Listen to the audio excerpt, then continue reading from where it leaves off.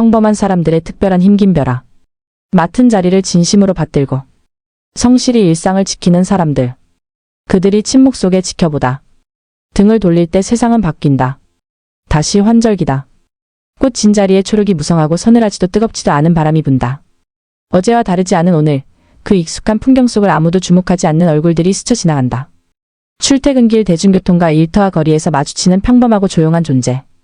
바로 그들이 6월의 어느 하루 투표를 통해 세상을 움직였다. 승리의 환성 혹은 패배의 한숨과 함께 금세 잊히기 일쑤이지만 진짜 전환은 항상 그 손끝에서 일어난다. 몇 해 전 도서관과 커뮤니티 시설에서 글쓰기 교실을 진행했다. 첫 수업이 열리는 날 가장 먼저 하는 일은 연락과 이런저런 실무를 도울 반장을 정하는 것이다. 서로 초면인 수강생들은 누구도 쉽게 나서지 못하고 조심스러운 눈빛만 주고받는다. 그때 나는 휴대폰을 꺼내어 제비뽑기 앱을 켠다. 처음에는 다들 웃으며 가벼운 놀이처럼 받아들이지만 나는 진지하게 버튼을 누르고 당첨자를 발표한다. 모두에게 반장을 맡을 자격과 능력이 있다고 믿기 때문이다. 자리가 사람을 만든다는 말은 결코 헛된 소리가 아니다. 놀랍게도 그렇게 무작위로 뽑힌 반장은 단 한 번도 나를 실망시킨 적이 없다. 성별과 나이, 학벌이나 직업 따위는 중요하지 않았다. 우연히 맡은 자리를 진심으로 받아들이고 의미를 부여하며 성실히 제 몫을 다했다. 나는 그것을 평범한 사람의 특별한 힘이라 부르련다. 자신의 책임을 기꺼이 감당하며 주어진 의무를 묵묵히 수행하는 일상인의 힘. 그 대단하다는 정치란 누가 더 크고 선명하게 외치는가 하는 싸움일지도 모른다. 하지만 정작 세상을 움직이는 힘은 다른 데 있다. 정당에 가입하거나 광장에서 부르짖지 않아도 자신의 자리를 지키며 익명의 고요 속에서 한 표를 던진다. 결국 그들에 의해 정권이 바뀌었다. 환호와 절망, 기대와 체념이 교차했다. 누군가는 나이, 성별, 지역에 따라 색깔을 구분하며 싸잡아 비난하거나 제 편인 양 우쭐한다. 그들은 고작 한 표씩을 가졌을 뿐이다. 하지만 선동도 충동도 아닌 저마다 고민 끝에 신중하게 한 표를 행사했다. 이토록 평범한 사람들의 특별한 힘을 모르거나 간과하는 데서 정치의 파행이 비롯된다. 말없는 다수는 모른 게 아니다.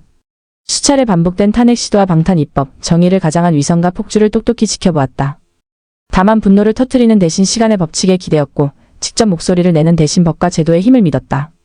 그런데 그 신뢰를 먼저 저버린 쪽은 뜻밖에도 정권을 쥔 자들이었다. 침묵을 오해했고 조급증으로 기다림의 시간을 침범했다. 결국 시간과 법에 의지한 다수가 아니라 그들을 의심해 신뢰를 배반한 권력이 스스로를 무너뜨렸다. 믿지 못하는 것은 이해하지 못하기 때문이다. 이해하지 못하는 건 무지하거나 무관심하기 때문이다. 어금니를 살이 물고 고단한 노동과 남루한 삶을 견디는 것은 무슨 영생불멸 천지개벽을 바라서가 아니다.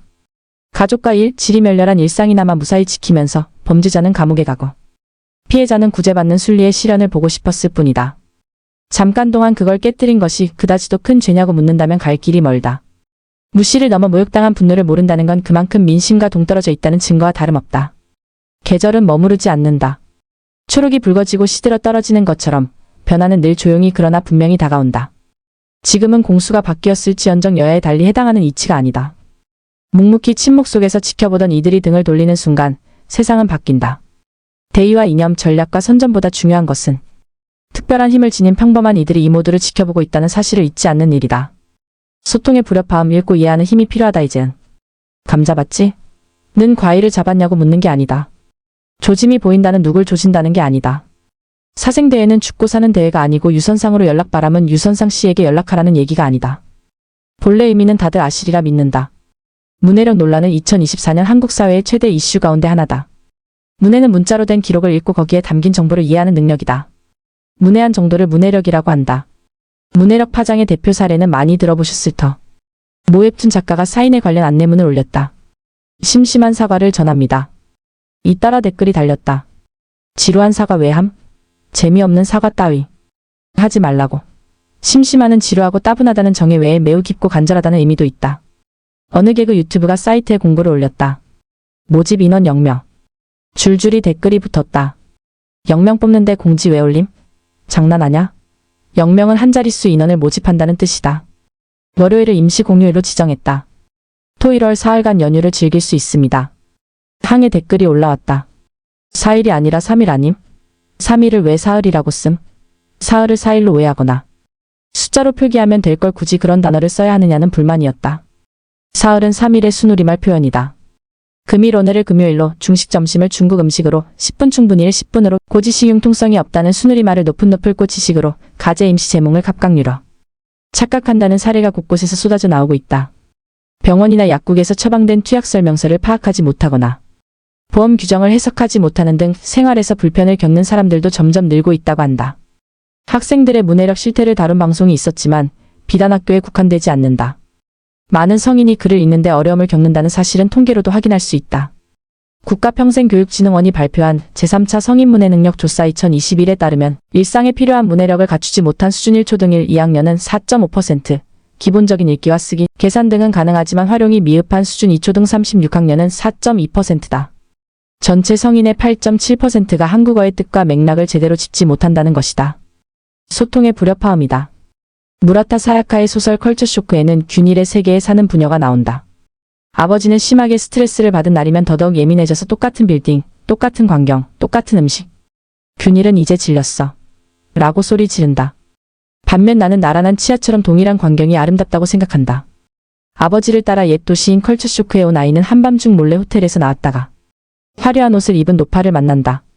놀란 아이는 균일어로 말하는데 표현되는 건 아-마이너스 뿐이다. 노파가 인상을 쓰자 아이는 애니메이션에서 본 멸망한 옛 도시의 언어를 가까스로 생각해낸다. 균일에서 왔다고 말하자 노파는 가엾은 표정으로 아이를 본다. 그러곤 자기가 먹던 음식을 내미는데 아이는 맛이 뭔지 모른다고 맛이란 건 어쩐지 기분 나쁘다고 대답한다. 균일에서 먹는 음식은 맛도 냄새도 없기 때문이다. 노인은 한숨을 쉬며 말한다. 문화를 모르는구나. 불쌍한 녀석이로군. 문화는 사회에서 습득되는 행동이나 생활에서 얻어지는 물질적, 정신적 소득이다. 여기에는 언어 풍습, 종교 학문, 예술 등이 포함된다. 특정 지역에서 동시대를 사는 사람들은 비슷한 문화를 향유하고 소통하기 마련이다. 그 첫 단추가 언어가 아닐까. 균일의 세계에서 온 아이가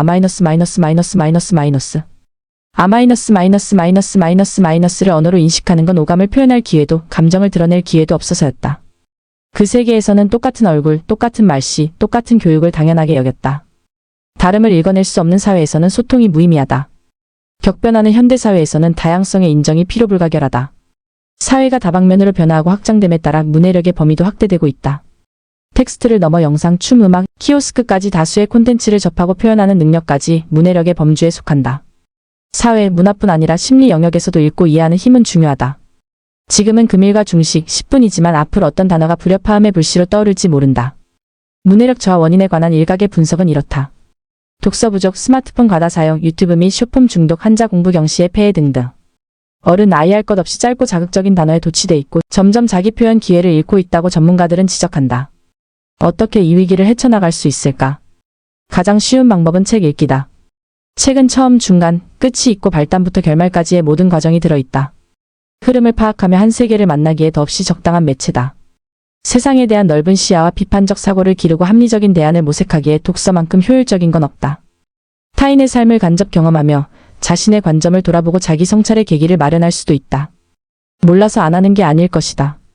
실천이 어렵다면 작은 독서 모임에 참여해보는 건 어떨까? 많이 읽으려고 애쓸 필요는 없다. 양보다는 질. 여기서 멈춤이 아닌 한 걸음 더. 깊이 있는 독서와 함께하는 독서가 불통을 소통으로, 불협화음을 곤화음으로 만드는 정도일 것이다. 80년대 국민들의 문화인식이 보여.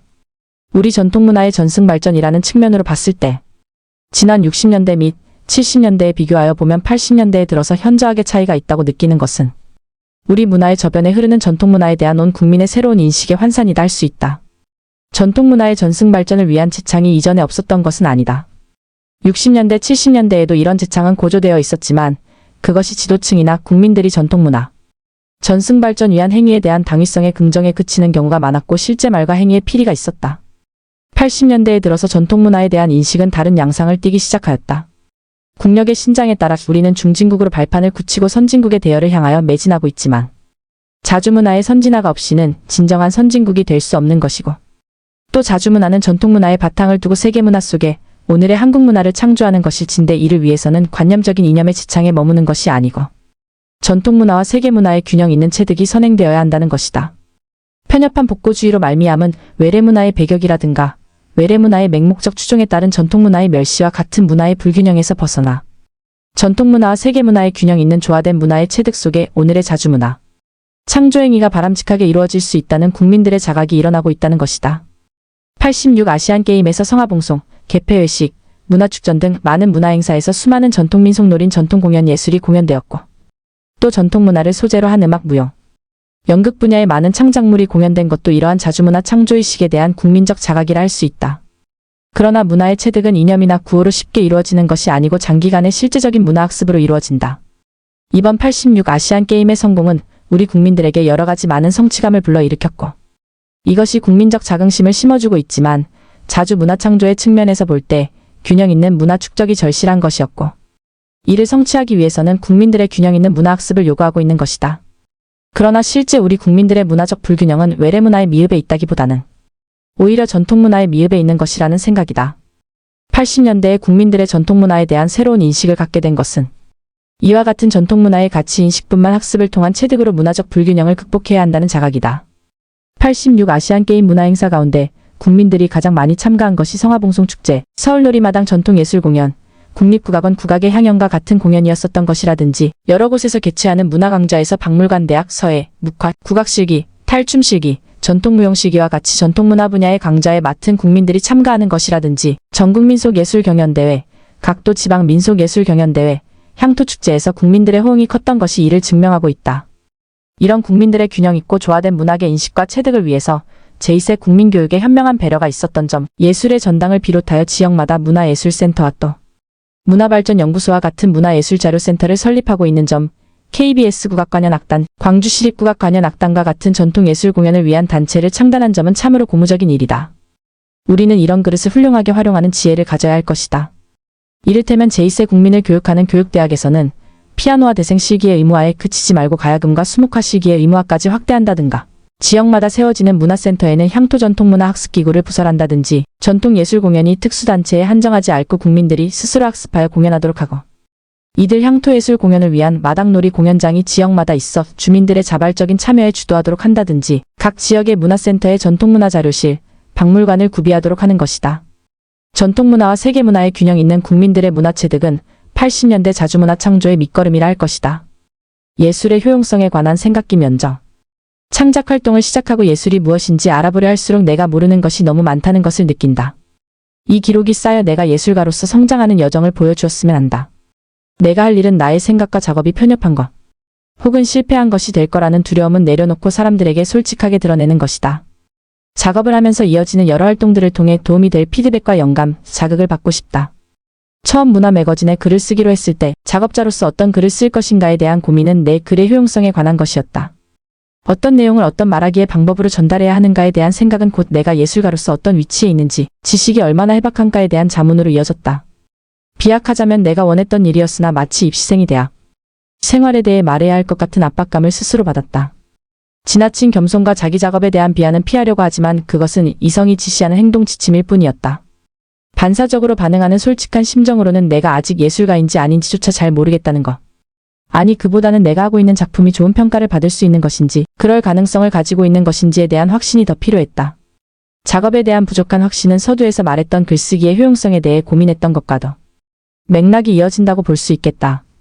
글도 그림도 어떤 효용성을 가져야만 할 것 같다는 생각은 습관적이었다. 예술 작품과의 만남의 가장 순수한 목적은 관람자 혹은 독자의 생각을 확장해주고 어떤 깨달음을 일으키기 위한 것이라는 믿음은 미장센 혹은 아름다운 문장만으로도 마음속에서 큰 울림으로 존재하고 있던 영화나 소설의 위대함을 뭉툭하게 깎아내린다. 누군가 예술의 가치에 대해 의문 품은 질문을 던질 때 속으로 삼켰던 프린세스 메이커 이의 딸의 대사인 예술은 마음을 풍족하게 해줘요와 같은 말들도 결국은 예술의 효용적 가치가 중요하다는 것에 동의를 한 것이나 다름없다.